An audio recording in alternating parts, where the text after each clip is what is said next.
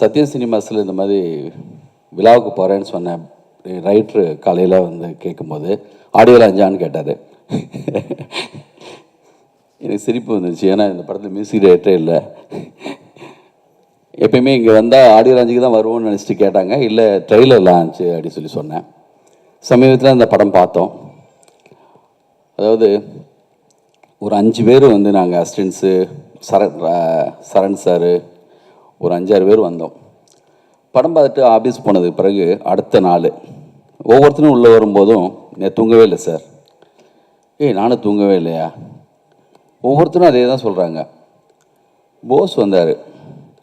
அவனா படம் நல்லா இருக்கா? என்ன மாதிரி படம்?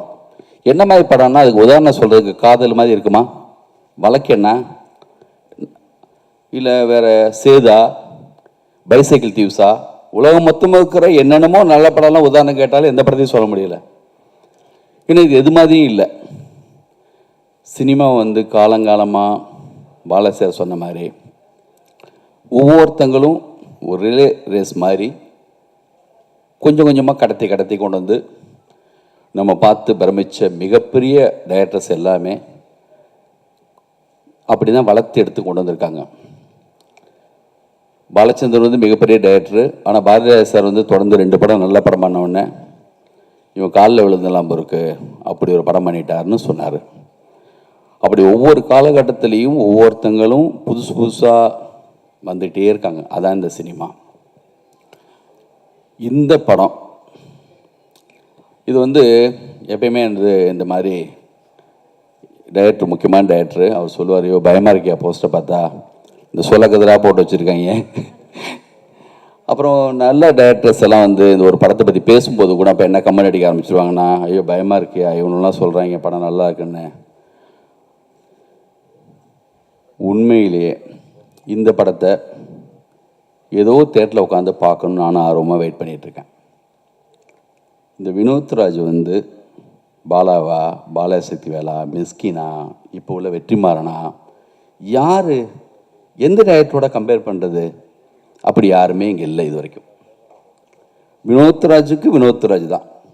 அது கூழாங்கல் படம் பார்த்துட்டு மணிரத்னம் சார் வந்து ஒரு ஜூம் மீட்டிங்கில் என்கிட்ட சொன்னார், படம் பார்த்துட்டீங்களான்னு எல்லாத்தையும் கேட்டார். பாலன் வந்து நான் பார்த்துட்டேன் சார்னு சொன்னான். அப்போது அதுக்கப்புறம் தான் நான் அந்த படத்தை பார்த்தேன். தயவு செஞ்சு மிக சரியான விஷயத்தை நம்ம ஜனங்க என்றைக்குமே வந்து அவாய்ட் பண்ணதே கிடையாது.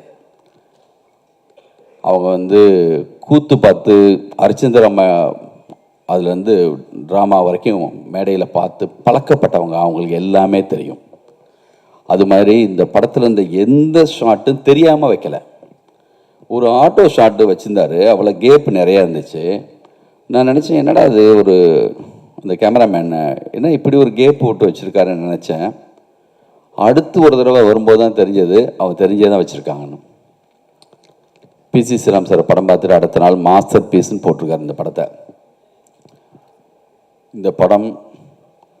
இந்த படத்தை வந்து நான் பாலசக்தி சாருக்கு வந்து காதல் பண்ண வேண்டியது நான் அப்போ பண்ண முடியல. வழக்கேன் படம் அப்போ நான் எடுத்தேன். அது என்னுடைய லைஃப்பில் வந்து மிக முக்கியமான விஷயமா நினைக்கிறேன். அவர் மிக முக்கியமான ஆள் பாலாஜி சார். நான் சென்னைக்கு வந்தப்போ அவர் ரூமுக்கு தேடி போகிறப்போ அவர் முத எனக்கு கதை சொன்னப்பெல்லாம் இந்த படம் என்ன இருக்கோ அந்த மாதிரி தான் கதை சொல்லுவார் அவர்.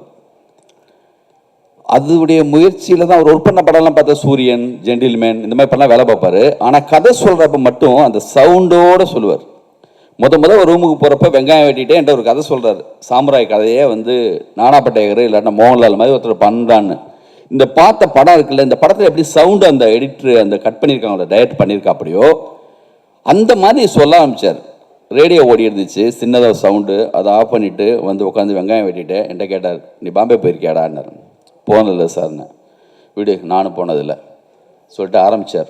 இந்த படத்துடைய ஓப்பனிங்கடா, துன் துன் துன் துன் துன் ஒரு ஸ்ட்ரீட்டில் கேட்குற அந்த சத்தம் தள்ளி கேட்கும் பார்த்தியா, அப்படியே லேசாக அதை சொல்ல ஆரம்பிக்கிறப்பயே ஒரு பொண்ணு வாயில் ஒரு நெல்லிக்காய், அவர் கதை சொல்ல வராது, அவர் எடுக்கிறவர், அவர் சொல்ல ஆரம்பிக்கிறப்ப அப்படி இருக்கும். எனக்கு ஆசையாக இருக்கும், என்னடா இப்படி சொல்கிறாரு, நம்மளுக்கெல்லாம் இது வருமா?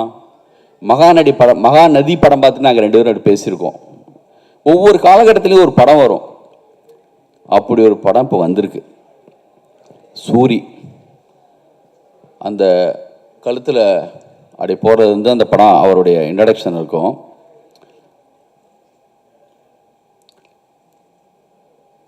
எனக்கு பயமாக இருக்குது நாளைக்கு தேட்டர்லாம் இப்படி சத்தம் வருமானு. ஆனால் நம்பிக்கை இருக்குது, யாரோ ஒருத்தர் வந்து தள்ளி நின்று நல்ல படம் பார்க்கும்போது சத்தம் போடாதீங்க சொல்கிறதுக்கு 4 நல்ல ரசிகர் எப்பயுமே ஒரு தேட்டரில் இருப்பாங்க. அதையும் நான் எதிர்பார்த்துட்ருக்கேன். அப்போது நம்மளுக்கு என்னெல்லாம் தோணுதுன்னா, அப்போ முத நாள் இவர் பயங்கரமாக சண்டை நடந்திருக்கு. அதோடைய இதில் தான் வந்து இன்றைக்கி வந்து இவர் இப்படி இந்த வாய்ஸில் பேசுகிறாரு. அந்த பொண்ணு அடி கூட வாங்கியிருக்கலாமோ. ஒரு சிங்கிள் ஷாட்டு எத்தனையோ படங்களில் பார்க்குறோம். ஆனால் இந்த படத்துடைய ஓப்பனிங்லேயே அந்த டைரக்டரு இதுதான் படம், இதை பாருங்கள், சினிமாவுடைய மாபெரும் மிகப்பெரிய விஷயமே. டைட்டானிக் பார்க்கும்போது டைட்டானிக் பார்ப்போம், ஒரு காக்காமுட்டை பார்க்கும்போது காக்காமுட்டை பார்ப்போம். அது அந்த இருட்டில் லைட் ஆஃப் பண்ணதுக்கு பிறகு அது நடக்கிறது மேஜிக், ஒரு டைரக்டருடைய ஒரு ஆளுமை. இப்போ மிஸ்கின் சார் இருக்கார், அவர் படத்தை என் படம்டா பாருங்கள் அப்படி பார்க்க வைப்பார். அந்த மாதிரி இது வினோத்ராஜ் படம் இந்திய சினிமாவுக்கு உலக சினிமாவுக்கு மிக முக்கியமான ஒரு ஆள் வந்திருக்காங்கிறதுக்கான ஒரு படம். அது வந்து இதை எடுத்த சிவகார்த்திகேயன் அவர்களுக்கு என்னுடைய மிக முக்கியமான இந்த மாதிரியான நீ கண்டினியூவாக செய்யுங்க. இந்த மாதிரி ஆட்கள் இப்போ இல்லை, தயவுசெய்து செய்யுங்க. உங்களுக்கு மிகப்பெரிய ஒரு மரியாதை இது மூலமாக வரும். சூரியும் சரி, விடுதலை மூலமாக வெற்றிமாறன் கரெக்டாக ஒரு சேனல் மாற்றி விட்டுருக்காரு, கண்டினியூ ஆகுது வாழ்க்கையில். கருடன் மிகப்பெரிய வெற்றி. இந்த படத்துக்கு ஓப்பனிங் வரும். இந்த படத்தை தேட்டரில் உட்காந்து 100% ரசிப்பாங்க நம்பிக்கை எனக்கு இருக்குது. அது புதுசு தான், புது அனுபவம் தான். நம்ம போய் தேட்டரில் பார்க்குறப்ப தெரியும், இது அனுபவம் பார்ப்பாங்கன்னு நம்புகிறேன் நானும். எனக்கும் புதுசு தான், எல்லாருக்குமே அது புதுசு தான். ஜனங்க தான் அதுக்கு வந்து நீங்கள் நினச்சிங்கன்னா என்ன மாதிரி என்னமா ஒரு உலகத்தை. இப்போ என்ன ஆகுதுன்னா, அப்போல்லாம் சாரி ஒரு சில வார்த்தைகள் சொன்னதுனால கொஞ்சம் கூட போகிறேன், என்னால் முடியலை. இந்த படம் பார்த்ததுலேருந்து அப்படி தான் இருக்குது. இப்போது எல்லாருக்குமான கண்ணாடியை ஆல்ரெடி யாரோ ஒருத்தங்க மாட்டி விட்டுறாங்க.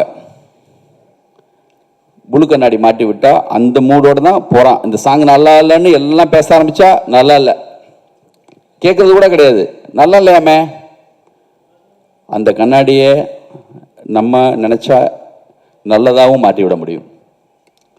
தயவு செஞ்சு இதில் கெஞ்செல்லாம் தேவையில்லை. இது யார்ட்டுமே நான் வந்து சொன்னேன், இந்த பதிவு போடும்போது இந்த படம் பார்க்கணுன்னா உங்களுக்கு கொடுத்து வச்சுருக்கணும். யார்ட்டுமே இந்த படத்தை பாருங்கன்னு சொல்லி யார்ட்டுமே கெஞ்சணும் அவசியமே இல்லை. தரமான ஒரு வேலை செஞ்சுருக்காரு, அதுக்கான மரியாதை கண்டிப்பாக வரும். இந்த படம் சம்பாரித்து கொடுக்காதுன்னு நினைக்க வேணாம். இதோடைய ஒர்த்து என்னங்கிறது வந்து உங்களுக்கு படம் ரிலீஸுக்கு பிறகு தெரியும், விமர்சனங்கள் வந்ததுக்கு பிறகு. மாபெரும் விலைக்கு இந்த படம் போகும். இந்த படத்துடைய ஹீரோயின் நேரடியாக பார்க்கும்போது அந்த அடையாளமே இல்லை, அப்படி பண்ணியிருக்காங்க. அந்த படத்தில் நிறைய இருக்குது, பக்கம் பக்கமாக இந்த படத்தை எழுதலாம். பாலச்சந்தர் வந்து காதல் படம் பார்த்துட்டு பாலசக்திவேல் சாருக்கு ஒரு லெட்டர் எழுதினார். அது மாதிரி ஒவ்வொரு இயக்குனரும் இந்த படத்துக்கு வந்து அத்தனை பக்கம் பக்கமாக எழுதி அவருக்கு அனுப்பலாம். கூடிய விரைவில் இன்னும் மிக முக்கியமான இயக்குனர்கள் இந்த படத்தை பார்ப்பாங்க. இது வந்து இந்திய சினிமாவில் உலக சினிமாவுக்கே ஒரு அடையாளமான ஒரு படம். இந்த படத்தில் வேலை பார்த்த எல்லாருக்கும் என்னுடைய வாழ்த்துக்கள். நன்றி, தேங்க்யூ.